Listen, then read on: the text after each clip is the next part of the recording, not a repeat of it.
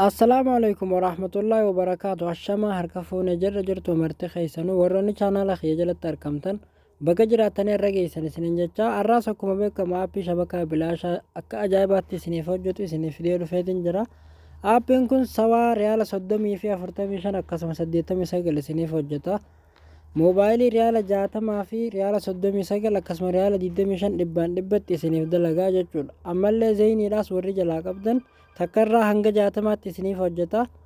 Viidiyoo kana hamma dhumaatti obsaan waliin turaa isinin jenna.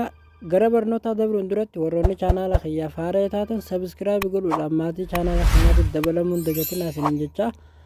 Egaa asumaan gara barnootaatti waliin dabarraa aappii pilaastoorii keessaa argachuu dandeenya jechuudha.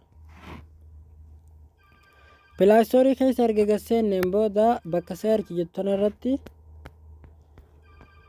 zaam vipnet gootanii itti barreessitan jechuudha.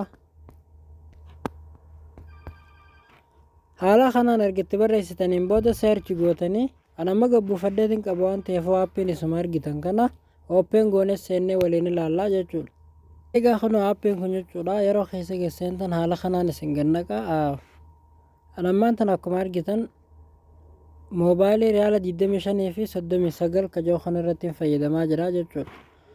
Anzeeniidhaan keessaa qabu waan ta'eef waayifaa riyaala 39 namarraa hawwaladheetiin irra fayyadamaa jira. Egaa mee akka itti fayyadamtan irraa of godheetiin walumaan ilaallaa jechuudha. Yeroo jalqaba dura dhuftaniif tuqaa sadeen gubbaa tan irra gadhuutan akkasuma online update ka jettu kana irra gadhuutanii update godhattu jechuudha. Erga update godhattaniin booda ammallee yeroo takka asirra gadhuutu Kun akkuma argitan moobaayilii riyaala 25 fi riyaala 39 isa kanarratti guuttattu jechuudha.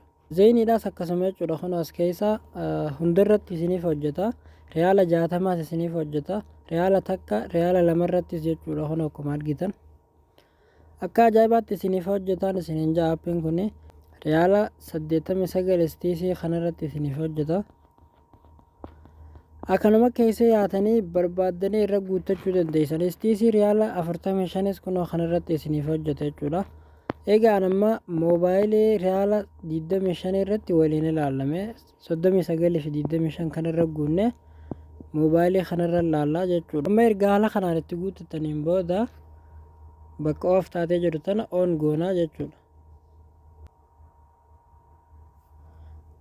Egaa kun aappiin akkuma argitan jechuudha hin turu alaa ol bee connect ta'ee jira jechuudha. Riyaala 39 25 dhibbaan dhibba dalaga akkuma argitan kana. Egaa kabiroo keessaan qabu waan ta'eef moobaayilii bichaa irratti isinin mul'ise zeeniidhaa fi sawaa jawwii firii akkasumatti irra mokkorattaniin isinin jaa. Viidiyoon keenya kaarraan tanaa asirra raawwatan gabarnoota birootiin walitti deebinutti nagayaan nu turaan isinin jaa.